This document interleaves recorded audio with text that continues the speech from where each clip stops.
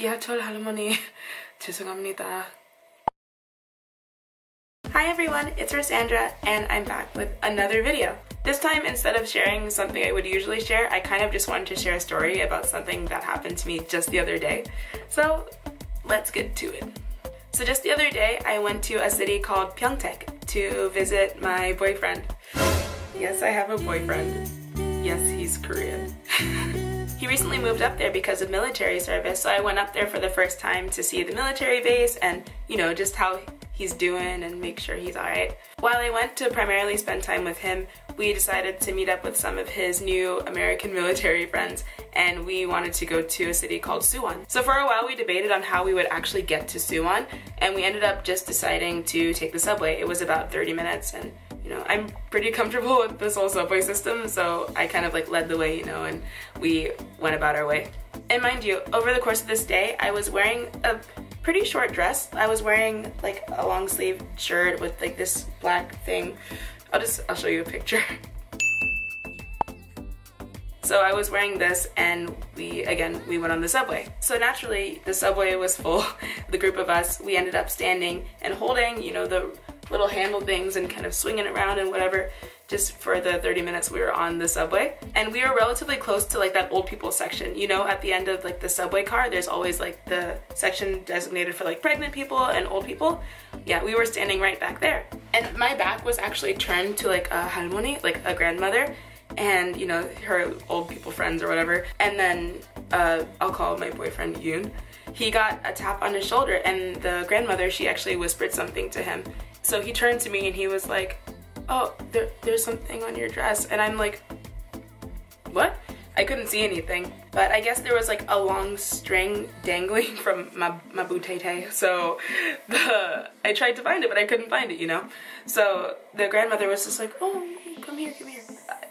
I thought that was really sweet actually, because most people in the States wouldn't just be like, hey, let me, you know, get this off of you.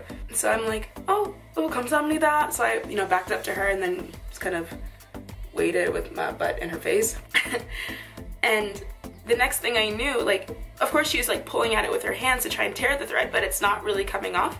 So, you know, I'm just, you know, hanging on, kind of waiting, grandma's in my butt. So then, like, I noticed her hands kind of let go, and then I looked, and this old lady, she was like she was chewing on my butt string, and I'm like, I was just so surprised. I feel like you would get in trouble in the United States for doing something like that, but she was doing it just to be so genuinely kind, to like really get the string off. Like, she really wanted to get the string off, y'all.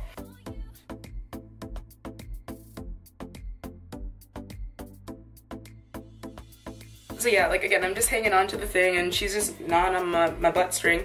And of course I'm rocking the whole time, you know, because the subway car is moving. And then I felt so bad because as I'm rocking, I just kind of, you know, did a little boop boop with my butt. Her nose like went in my butt crack and I'm like, oh no. I felt so bad. I was like, oh, 죄송합니다. And she literally just kept chewing, like it didn't faze her. But then eventually she got the string off and then she just kind of handed it to me like, oh, here you go. And I'm like, oh, 감사합니다. And it's just, you know, I'm just surprised she didn't actually quit getting the string off, because I feel like if I got booped by a butt, then I would have kind of stopped. But she was just determined because she really wanted to help me. And after I said, you know, 감사합니다, she was just like genuinely smiling and looking at Yoon and I, and she was just like, you know, really kind. And then we went back to our side of the subway car. I told this story for two reasons. One, because I booped a halmoni with my butt and I felt really awkward after that. But secondly, to show that, like, you know, not all Korean people, particularly old ones, are gonna hate on you and ignore you. They'll take care of you sometimes, just like, you know, a family member would. They take care of you in ways sometimes that people back home would not necessarily do. So don't be surprised if, like, you know, someone like that does something like that to you, you know?